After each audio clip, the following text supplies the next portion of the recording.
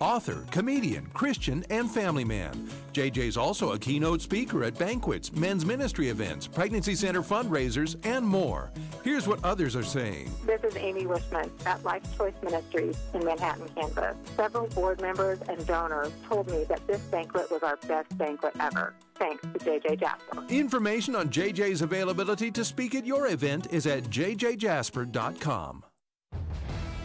Well, I've seen the future of the Democratic Party, and it's Mayor Pete. I'm not going to pay attention to Donald Trump. You should just ignore the tweets. I think Pete Buttigieg is the most impressive, by far, candidate in terms of just raw political talent in the Democratic field. I have seen the future of rock and roll. Fox's actual news division, not their morning zoo crew or primetime propaganda pack, invited a Democrat to appear on its air, and it wasn't like some Weekend at Bernie's situation. It was an actual living Democrat with an actual pulse. He may be the most impressive candidate I've seen since the emergence of Barack Obama. My marriage to Chasten has made me a better man. And yes, Mr. Vice President, it has moved me closer to God. Freedom prospers when religion is vibrant and the rule of law under God is acknowledged. An informed patriot is what we want. Welcome to American Family Radio's Focal Point, the home of muscular Christianity on conservative talk radio. Muscular Christianity. Where we relentlessly explore the intersection of truth and politics. The trouble with our liberal friends is not that they're ignorant. It's just that they know so much that isn't so. Now, here's your host, Brian Fisher. Howdy, and welcome to this brand new edition of Focal Point on American Family Radio. Brian Fisher is my name, your congenial, convivial, amiable, and effervescent host. As always. And you are my congenial, convivial, amiable, and effervescent listening audience. As always. And glad to have you in the conversation today. A lot of stuff we got to get to today, so let's just jump right into it. It sounds like you have an extra dose of effervescent today. Effervescent. Yeah. Oh, okay. It sounds pretty good. That was a good start. I didn't know you could get that in the bottle, but maybe you can. Anyway, great to be here. We, like I say, got a lot of stuff we want to get done today, so let's hop right into it. I want to begin by looking at the scriptures, as we customarily do at the beginning of the program today. We are in the book of Esther, and one of the things I want to talk about, kind of set the stage in reverse a little bit, rather than reading the scripture first. I want to set the stage by backing up and talking about something in general that we ought to be aware of, something that can happen to us in God's economy. In other words, if we simply follow God, if we simply go where He wants us to go, and we do what He wants us to do, and we stay in the center of His will, we follow our conscience, that puts us in a position where God can do something through us that we never could have anticipated, never could have seen it coming, never could have planned for it, and it'll be a good thing for the kingdom, and God will do it through us simply because we made a decision to stay where God had put us. We're at our post when the time came. And that happens with Haman and Mordecai here as the story of Esther unfolds. Now, in verse 19 of chapter 2, we discover that Mordecai was sitting at the king's gate. Remember, Esther has just now been picked as king, went through this beauty contest, beauty pageant. She's picked to be the next queen. Mordecai, not her uncle. I think I misspoke the other day. Mordecai's not her uncle. I have no idea how to keep track of family relationships. I think he might wind up being a cousin. Anyway, Esther was the nephew of Mordecai. No. Esther was the niece of Mordecai's uncle. So Mordecai has an uncle. His niece is Esther. I have no idea what that makes Mordecai, and I couldn't possibly explain it to you if somebody told you. Anyway, so they're kind of related. They're part of the same family, but Mordecai is technically not her uncle. Kind of acts as her uncle, but he technically is not.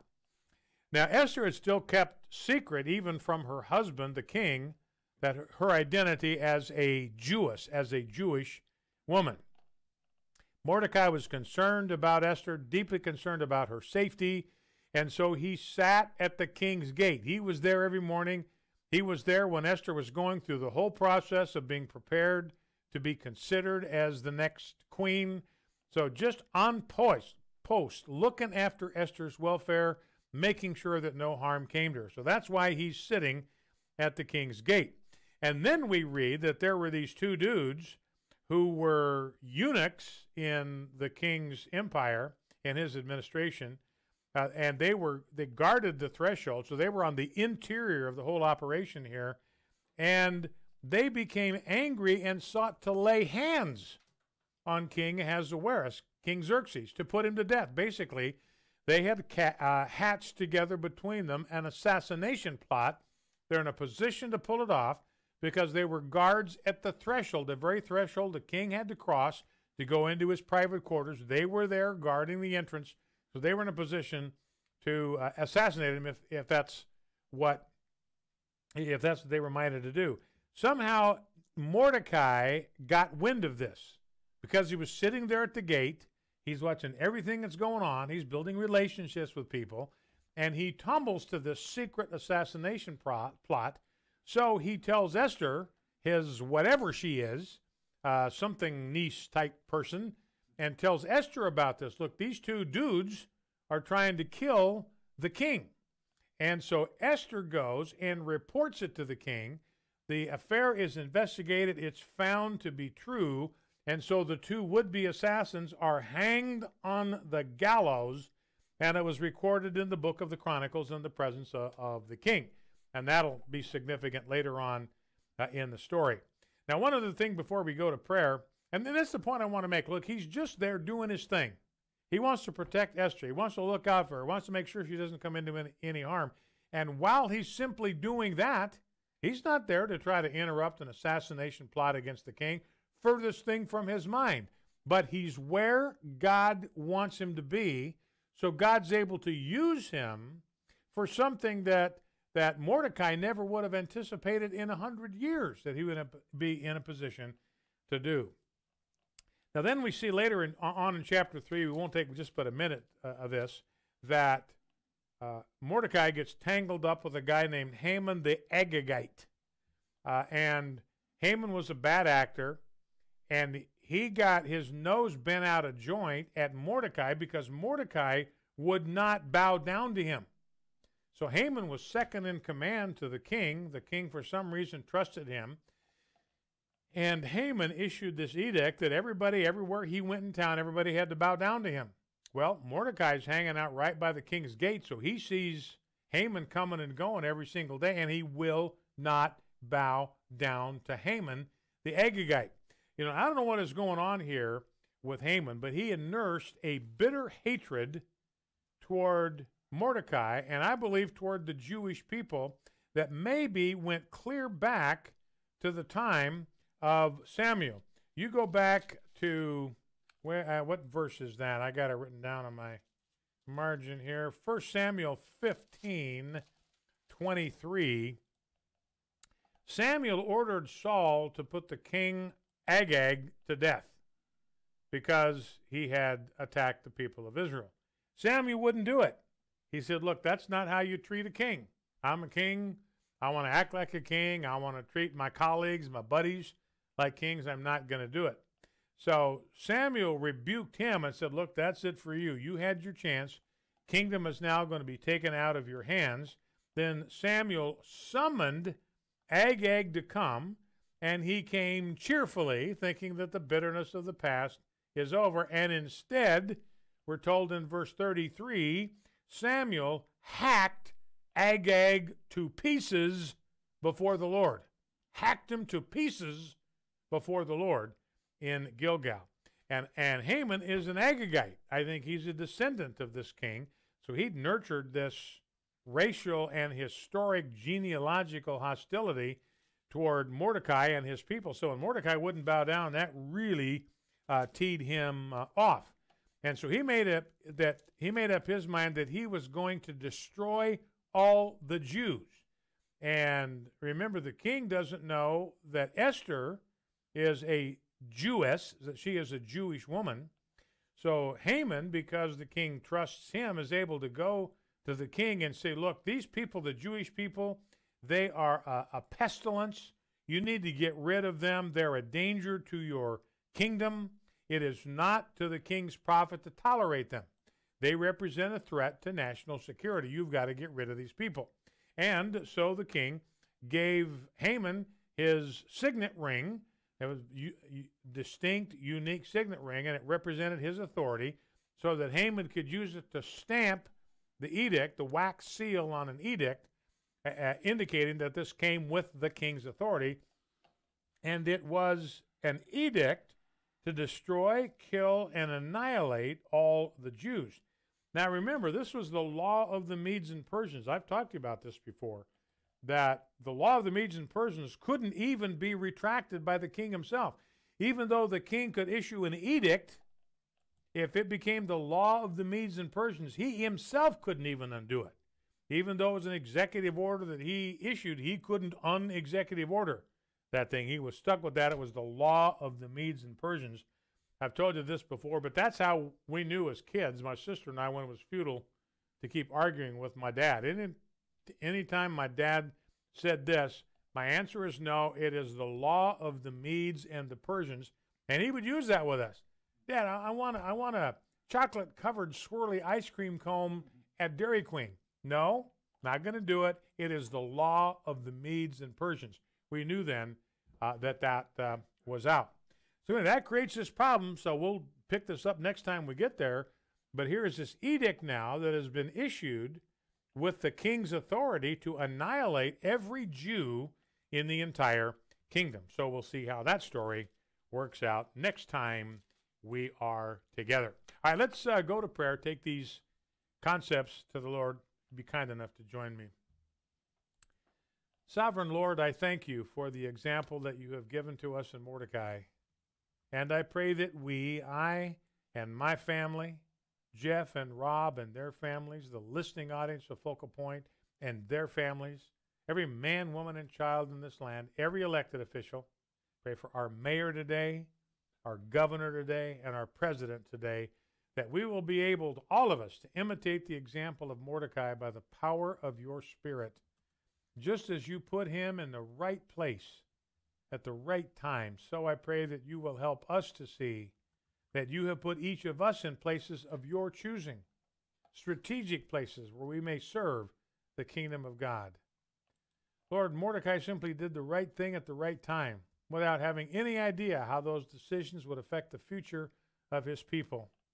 So I pray that you will prompt us to make faithful and right choices right where we are, trusting that you are working out your purposes through those choices that we cannot now see. Mordecai stood strong and alone at great personal risk when he refused to kneel down and pay honor to Haman. In a similar way, I ask you to help us recognize those times when we must not conform or bow down to human tradition or human authority, so that we may maintain our allegiance to you. Pray these things in the name of Jesus. Amen. All right, well, let's turn our attention to some content. I don't know if you heard this, but this morning, Donald Trump stormed out of a meeting with Nancy Pelosi, and I don't blame him a bit.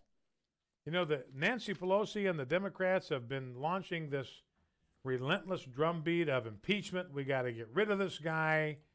She accused him of a cover-up. I don't even know what she was talking about, but she's accusing Trump of a cover-up.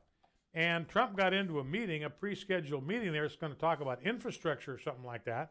And Trump just laid down the law and said, look, law of the Medes and Persians. He said, look, you have to decide. Nancy, you and the Democrats, you have to decide. If you want to do infrastructure, I will be happy to work on an infrastructure package, infrastructure bill with you. But you have to give up these ridiculous, nonsensical, idiotic, and moronic investigations. He didn't say that. I said that. But you have to...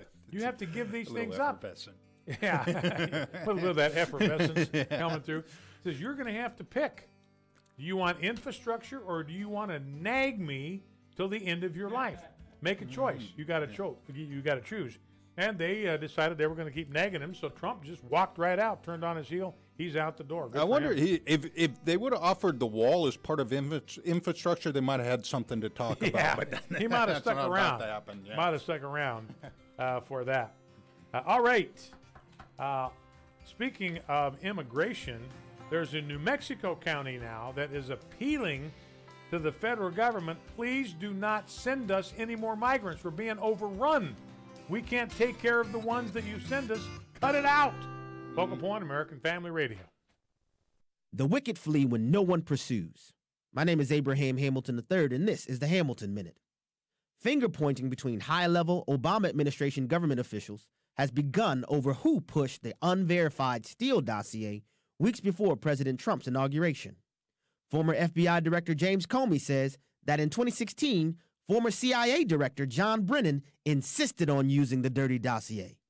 But Brennan and former National Intelligence Director James Clapper are saying Comey is the one who ran with the dirty dossier over their objections. This finger-pointing is a tacit admission that they all knew it was wrong and illegal to use the dossier in the first place. And it's happening because AG Barr is on the trail. Listen each weekday from 5 to 6 p.m. Central for the Hamilton Corner, or visit the podcast page at afr.net for more from Abraham Hamilton III, Public Policy Analyst for the American Family Association.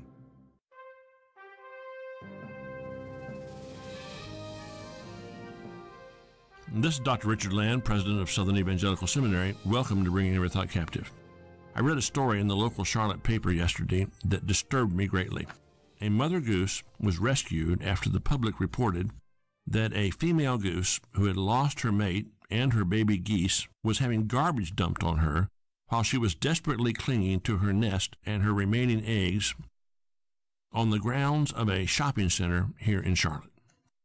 The mother goose was sitting on 2 rotten eggs and was emaciated and dehydrated. She is now being treated and has been given several orphaned baby geese to care for.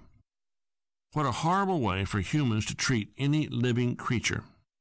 This poor mama goose, being so badly treated, shows the depravity of the human heart. I am so grateful to the civilized human beings who rescued this poor mother goose from the uncivilized pagans who were so senselessly and evilly abusing her. God made a covenant with every living thing, and we as Christians should respect all life. Now, we don't worship animal life, and we don't put animal life on a par with human life. We must understand that human life is sacred. But God made a covenant with all life, and we are to respect animals and not mistreat them and not be cruel to them. This dishonors God, and it dishonors God if we as a society allow it. The people who abuse this poor mother goose, if they are found, should be prosecuted to the fullest extent of the law. This is Richard Land. This is Focal Point with Brian Fisher on American Family Radio.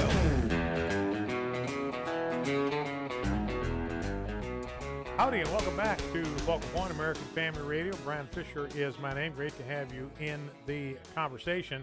Just want to quickly close the loop on this immigration business. The county in New Mexico is Sierra County. Please do not send us any more migrants. We can't handle the ones you've already sent it. The government has released thousands of migrants in Las Cruces, Deming, and Lordsburg, and they have no resources. Their resources are strained, stretched to the breaking point. And again, this is not Trump's fault. This is the fault of judges who have taken over the immigration system. Our immigration system is no longer being run either by Congress or by the Trump administration, even though the Constitution puts all of the authority to manage immigration into the hands of Congress and the president. There's no authority that's delegated in the Constitution to the Supreme Court to have anything to do whatsoever with immigration, but they have taken it over. You can't do this. No, you can't do that. And because of that, you got these poor towns in New Mexico being flooded with thousands of immigrants, and they don't have the resources to be able to cope with them. It's just an absolute travesty.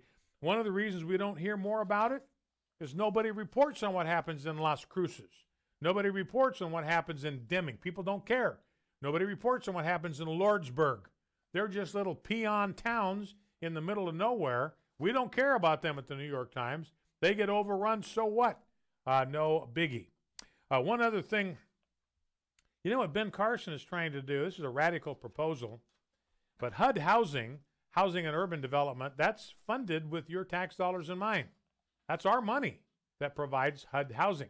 And what Ben Carson is saying, you know, that housing, since it's being paid for by American citizens, ought to be reserved for American citizens. Well, it's not. Democrats are out there screaming that we need to continue to put illegal aliens in HUD housing, in housing that is being paid for by the taxpayer, which means that American citizens that otherwise would be eligible for housing, and this is for housing, this is housing for people that are in lower socioeconomic strata. So this is a prime example of the government doing compassion, providing this kind of housing for people that are sort of in the lower tier, lower strata, and they're being bounced. So poor Americans are being kicked to the curb so that housing can be provided for people that don't even have the legal right even to be in this country. And it's the Democrats that are pushing this really, really hard. Carolyn Maloney of New York City, she's all over Ben Carson for this proposal to reserve it for American citizens and legal residents. She called it despicable and damaging. Let's see. And this era, you will not be surprised, this regulation goes back to Bill Clinton. It's a Bill Clinton era regulation that allowed immigrants to obtain aid without having to disclose whether they were here legally. Now, Carson's revision, if it goes into effect, will open up housing for 32,000 public housing slots. That could be families. So it could be a lot of Americans that could be provided housing if this thing goes through.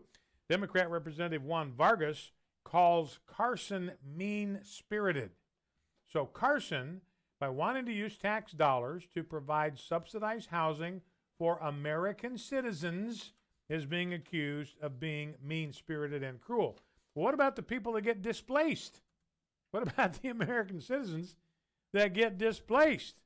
And they're told, we have no place for you here because our priority are illegal aliens from Guatemala and Honduras and San Salvador. That's our priority, not American citizens, not you. You go to the back of the bus. You know, in this Carolyn Maloney's city, where is she from? New York City. Takes 99 months.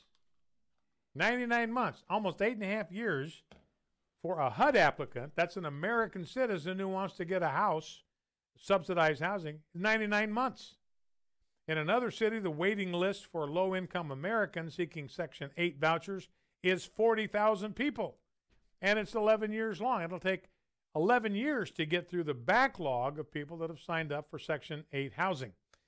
So anyway, the situation just gets absolutely more horrible as every day goes by. And speaking of government subsidized housing, I don't know if you remember this. This goes back to the days of Barack Obama. Zatouni Onyango, Aunt Zatouni, President Obama's illegal immigrant aunt. She died of cancer here in the United States in 2014. She overstayed a temporary visa for 14 years, never went home to Kenya. Overstayed her visa, which made her an illegal alien. She got $700 a month in welfare benefits, disability payments that totaled $51,000. She dragged out her phony asylum case 3 times, dodged 2 deportation orders, illegally donated to Barack Obama's presidential campaign, and eventually scored a green card in 2010. So the immigration woes continue. Brian Fisher is my name. The program is Focal Point. I want to welcome to our decision maker line Murray Douglas. Murray, welcome to Focal Point with Brian Fisher. Thank you very much, Brian. It's good to be with you today. Murray is the Seahawk commander with Friendships, and they are getting ready to launch a mission to Gaza. That is correct. Gaza, the Gaza Strip, where all the stuff has been going on. So we want to talk with you about that, Murray. That sounds kind of dangerous. Tell us, first of all, what you're going to be doing in Gaza, what the plan is, if you can get the recruits for this thing, and why you're going there. Certainly. We have been asked to put in a medical unit in Gaza. The medical system there is on the verge of collapse, and there's several thousand people that need medical attention immediately. And we run a field-style hospital. We start with basic medical care. With this one, they've asked us to be a little bit more sophisticated, you might say. They've asked for help with prosthetics. We have a lot of people that are missing limbs. Wow. And also with kidney dialysis. Well, that is pretty sophisticated. How does this compare, Mary? We've talked with you and others from Friendships about the facility that Friendships is providing up in the Golan near the border with Syria. How is this facility going to compare to the one that Friendships is running already up there? Quite different. Currently, we're not running that one. We had to close it down when the political situation changed up there. Our hope is to be back there one day. We believe that task isn't finished yet. But this project in Gaza will be a lot more involved, offering a lot more services. And we're excited about it. There's a lot of people that are wanting to get on board with it. And we're looking forward to seeing what's going to happen. Now, the place where the mission will be located in Gaza, is the Palestinian Authority in charge of that piece of land? Is Israel? Who's got jurisdiction over that land? Over that land is the Palestinian Authority. We're going to be actually in Gaza itself, whereas on the Syrian project we were kind of in a gray no man's area. This project is going to be actually in Gaza. Now, Murray, what kind of signals have you gotten from the Palestinian government about your presence there? Do they welcome you there? Are there any? Have you guys ever gotten any kind of warning shots across the bow? What's the political climate like for Friendships going into that part of the Middle East? From what we've been communicated to, they are looking forward to having us in there. I think the situation there is getting to the point of desperation, and they're at the point of almost begging, please come in and help us. Now, what do you need, Murray? I know that your effort is to start this medical compound, get it up and running as quickly as you can. And one of the barriers that you need to clear is just personnel, having enough people to manage the camp, to run the camp. You got sophisticated medical equipment. Somebody needs to have the expertise to operate those units. So what would you like our listening audience to know about what your needs are in the personnel department? Okay, one of our biggest needs for that is actually young people, not necessarily medical trained people. When we run an operation like this, it takes about 2 non-medical personnel for every medical personnel. So if the doctors and nurses, we've got a very big response coming in from them. But we need a lot of people just to help with feeding people, taking care of them. There's a lot of children that will be coming in. What we do, instead of just seeing to their medical needs, we try to see to all of their needs. So that's medical, food, clothing. For a lot of the children, just an opportunity to be children, to play and have fun. And all of that takes people that are willing to just give of themselves. Hey, Murray, I have a question for you. For the non-medical personnel, are you looking for specific skills, or is this more of a thing where you just want people that are willing to serve and you will train them? The biggest thing we're looking for is willing hearts. One thing that we've found, and not just on this particular project, but on many others that we've done, if we have somebody that has a willingness to serve, we can show them what needs to be done. Murray, Brian Fisher here again. That was Jeff Reed, by the way, the producer here of Focal Point. I know you guys have known each other for some time. Yeah. A little while. Yeah, a little while. So what is the message you would have for parents if they've got a teenager, young millennial, late teen, young millennial that's interested in possibly thinking about this? What would you say to them about the risk to their physical safety if they serve in this project? Well, let me refer back to something you said at the beginning of your show when you were talking about Mordecai. And you were mentioning about how we need to stay in the center of God's will. I've found from the different places I've been to, the safest place I can be is in the center of God's will. Yeah. Amen.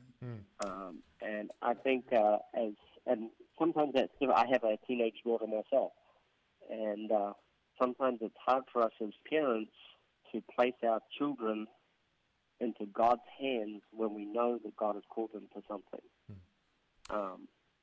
I would strongly recommend to all parents, if their child is called by God, that's something they need to place into God's hands. One last question, Murray, before I let you go. Yep. Is there an opportunity to sow seeds of the gospel with the patients that come? Yes, there is. We have there's several opportunities that we have. I can't talk about those publicly, but let's just say that we will be dealing with the whole person, not just their physical well-being. Talking here with Murray Douglas, who is the Seahawk commander working for Friendships. And Murray, if there are people listening to us right now, families, young millennials that are thinking about this opportunity that you have presented to us and they wanted to get more information, what would be the next step for them in just getting enough information to know whether this is something they want to pursue?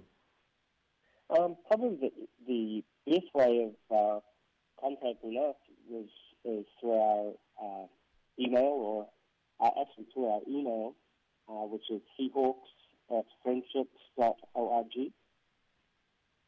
Seahawks. At friendships. At friendships, and friendships is plural, right? Yes. Friendships. Yes, that's correct. .org. .org. And that gets me wherever I am in the world. So. Great, terrific. Okay, that address again for more information is seahawks@friendshipsplural.org. Our guest has been Murray Douglas, Seahawk Commander with Friendships. They're preparing to launch a new medical mission in the region of Gaza. Jeff, anything you want to add? Yeah, I just want to say that for a young person that is thinking of doing this, and I can just vouch for this, having been there and seeing how Friendships operates. They trust God in all things, all provision. It's a great lesson that will maintain and be with that young person throughout the rest of their life. Whatever career they choose, where they decide to go to college from this point forward, those lessons will stick with them for the rest of their life. All right. Well, Murray, thank you very much for taking time to chat with us. And through Jeff and otherwise, we'll stay in touch with the progress of the project. God bless you and keep you safe and use you greatly in that part of the world, obviously a spiritually and medically needy part of the Middle East. Thank you, Murray. Appreciate it. Yes. Thank you very much, sir. It's been a pleasure. Okay, Murray Douglas from Friendships. That'd be a pretty exciting possibility. Yeah, we should keep tabs on them, see what's going on. We'll keep you updated how that project develops. All right, we come back. We are going to get into some sound bites, but I want to tell you about a little bit about my column on Pete Buttigieg first, which is now up at afa.net. Be right back. The following is not an actor, but a real-life story from Trinity Debt Management. My story begins with debt, a lot of debt, credit card debt, and I heard a commercial for Trinity. I gave them a call. If you're in debt and you need help, call Trinity at 1-800-788-1813. When I first called, I was a little embarrassed and kind of ashamed, and I looked at the numbers and I saw how quickly that astronomical debt that was in my life would go away.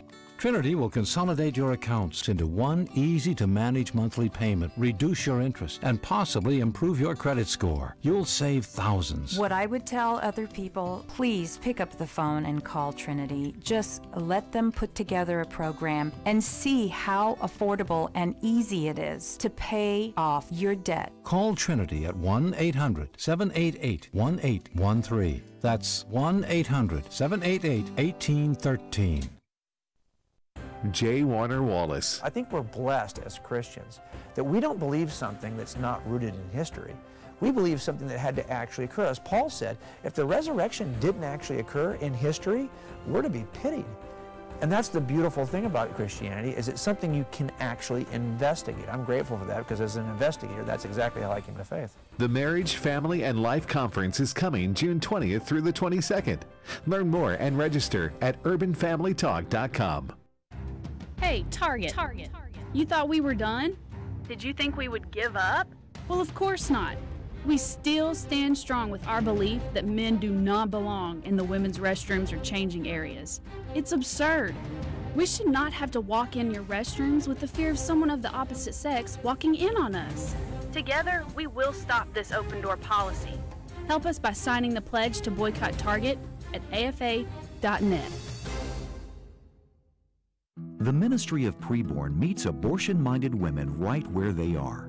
When a young mom sees her baby on ultrasound, she's 80% more likely to keep her baby. And I got to hear and see my baby for the first time. Hearing the heartbeat made me cry, and it was certain that I was going to keep my baby forever. This mom chose life for her baby. She's been such a joy. Her name even means rebirth and sort of being raised up from the ashes. I now see my daughter, and I cannot imagine my life without my happy, lovely, joyful, smart baby, and I'm so grateful. Preborn runs and leads Christian pregnancy centers all over the country. To find out more, go to preborn.com. That's preborn.com, or dial pound 250 and say the keyword baby. That's pound 250 and say baby. Your love can save a life.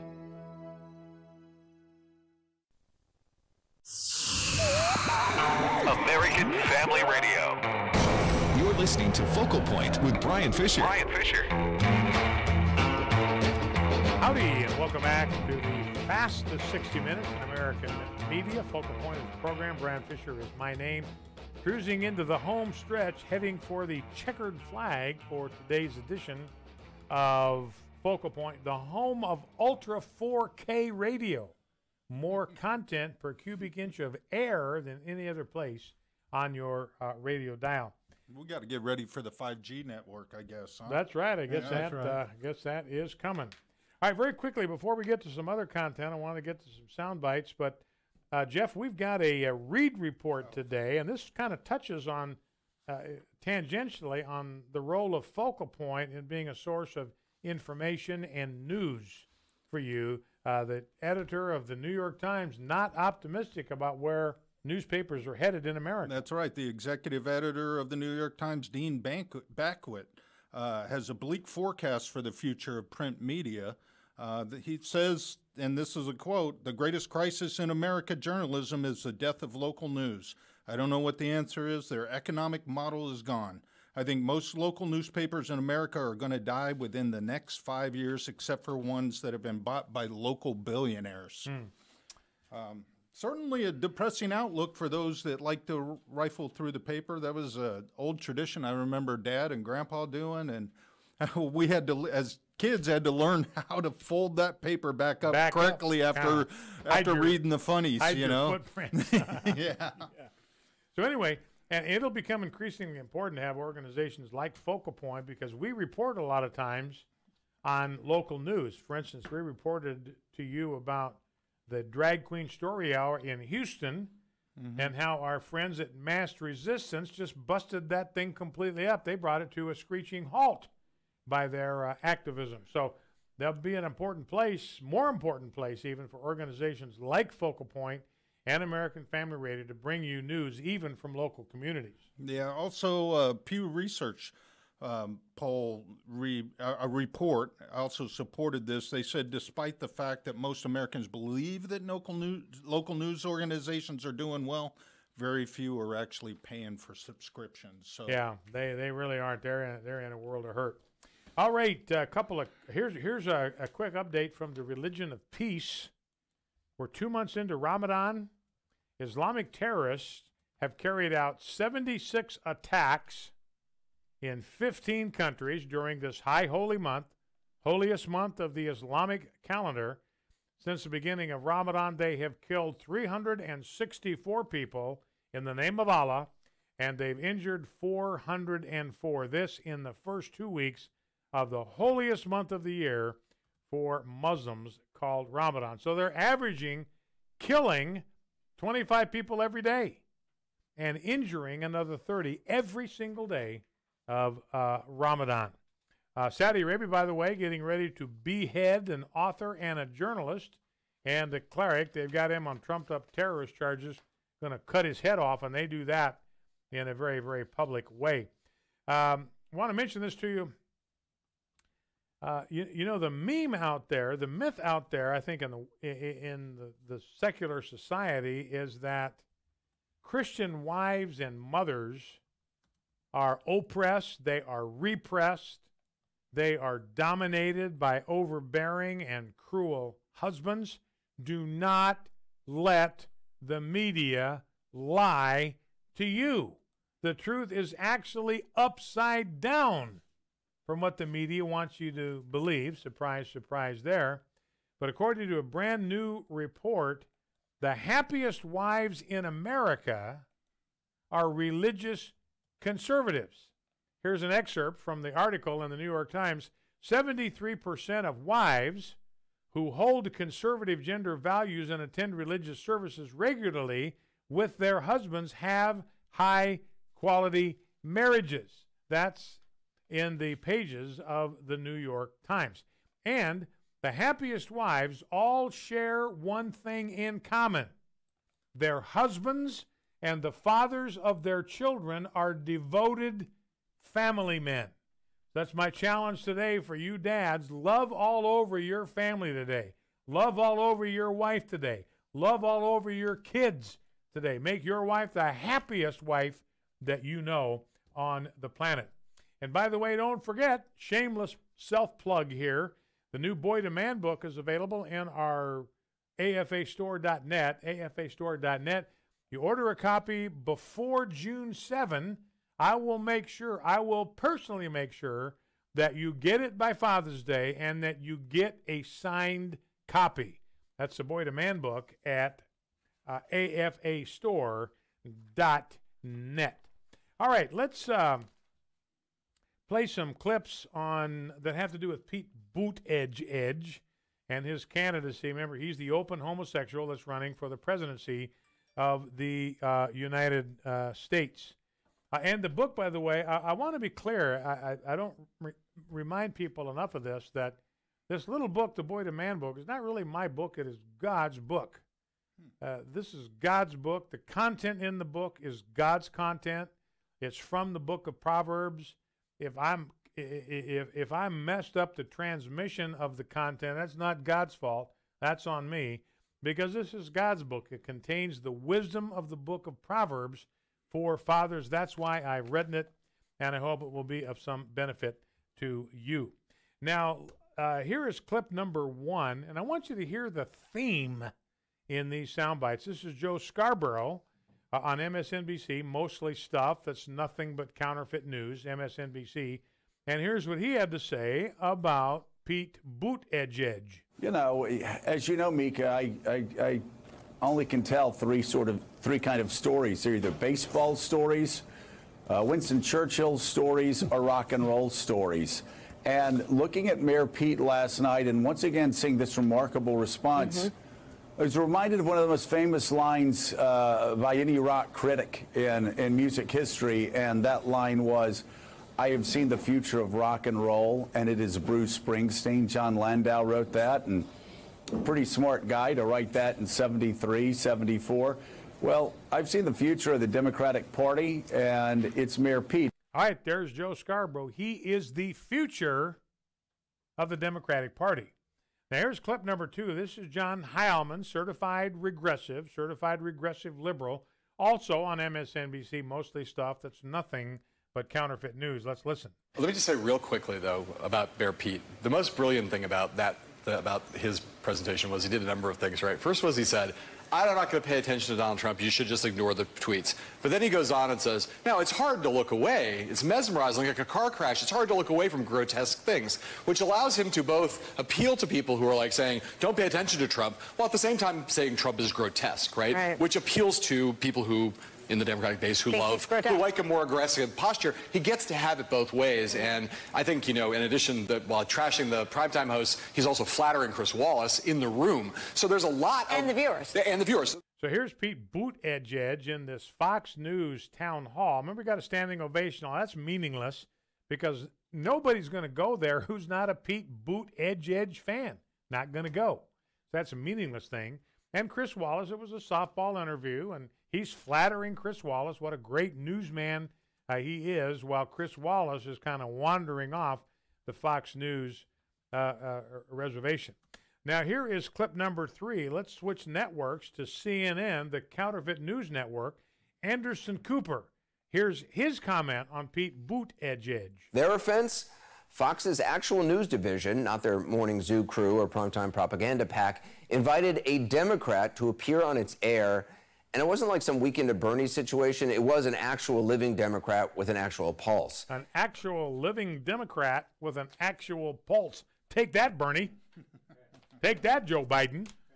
So the point here I'm making is you look at the regressive media, the talking snake media, they are all about Pete Buttigieg. He's the guy. He's the man. He's got the charisma. He's got the millennial thing going.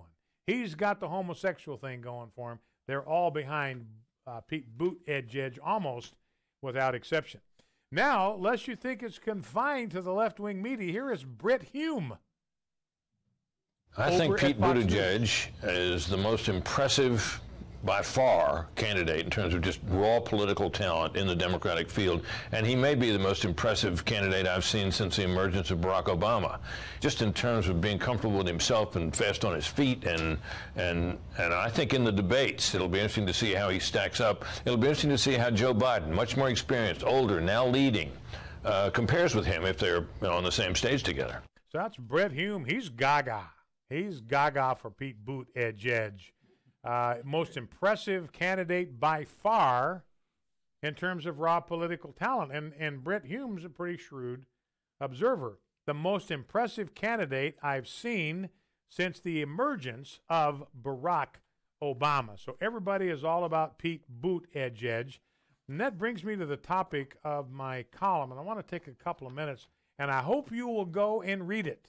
And I hope you will share it with people in your sphere of influence. The title of my column, it's at afa.net right now. A homosexual in the White House must be unthinkable. That's the title of my piece. It's got to be unthinkable for us even to consider putting a homosexual in the White House as our next president. And what I say here is, look, if you love America, if you're an American and you love America, you cannot afford to put an unapologetic and unrepentant homosexual in the White House because the stakes are just far too high. I don't even mention Pete Buttigieg's name in this column because it's not specifically about him. It's a far bigger issue. That's why I don't mention him by name. So this is not specifically about him, but it's about a homosexual who wants to be president. And I'm arguing that the stakes are way, way too high for us to make a mistake of this magnitude. Now, I'm the first one to say, look, if you're a Christian like me and you're expressing this point of view, which is what I am doing right now, you have to be prepared to endure a withering blast of hatred and Christophobia. I mean, a tsunami, a tornado of hatred and bigotry and Christophobia. You got to be prepared to endure that if you're going to say that. But I'm arguing that we must endure that wave of hostility. And we're going to need to hold firm against the onslaught in conversations with our families, with our friends, with our neighbors, with the folks in our churches, and with the editors of our local newspapers. And my point is we just cannot afford to buckle on this. We've got to be like Mordecai. He would not bow the knee. And so we have to be people. We know the truth. We know the Word of God. We know what he teaches about homosexual behavior. We must not bow down to the gods of political correctness. So, and if we fold on this issue, and out of some kind of misguided concept of tolerance or kindness, we find a way to support a homosexual candidate, it would be suicidal. Now, we ought to love homosexuals. This isn't about loving them or not loving them. We ought to love homosexuals. I'll be the first one to say it. But realize, ladies and gentlemen, there are a whole bunch of people that I know and that I love who should never become president of the United States of America. Just because you love somebody doesn't automatically mean that that person ought to be the leader of the free world. So we could certainly love homosexuals without saying that they ought to be running our country. So if you're in a conversation with somebody and you want it to be a reasoned view, how do you proceed? Well, I think the first thing to do is ask somebody if they think the president should be a role model. Most people will say, yeah. Now, our friends on the left, progressive friends, are just consumed with outrage that we have an adulterer now sitting in the White House. But what we should point out is, look, if they are outraged that we have an adulterer in the White House, they have made our argument for us. Because by their own admission, they are agreeing that a would-be president and what he does in his private life does matter and is a valid concern for voters. You know, we're in an odd place right now in our culture in which the very same people who are blasting the president for sordid sexual conduct 12 years ago are lionizing and swooning over somebody who is engaging in sordid sexual conduct repeatedly and proudly today. Now, adultery is sexually deviant, make no mistake about it, because it deviates from God's design for human sexuality. But homosexuality, I would submit, is even more deviant than adultery because homosexuality puts human body parts to uses that were never intended by nature or by nature's God. We also ought to point out that homosexual sex is far riskier to human health than heterosexual sex. Again, according to the CDC, which is not a part of the vast right-wing conspiracy, 65% of all of the males who have ever contracted HIV/AIDS in the history of the epidemic got it through having sex with other males. Another 25% got it through injection drug abuse. So homosexuality is a greater and more manifest threat to human health even than injection drug abuse, and everybody admits that's a huge health problem. So if somebody's pushing back on this, ask them if you think it would be okay to celebrate a candidate who is repeatedly, unapologetically, and proudly injecting himself with heroin, cocaine, or meth. Don't think so. Focal Point, American Family Radio, that's it for today. We're fighting winnable wars. See you tomorrow. The views and opinions expressed in this broadcast may not necessarily reflect those of the American Family Association or American Family Radio. faith, family, freedom. American Family Radio. As millennials, we have more than $1 trillion in purchasing power. So you know businesses are watching us. But millennials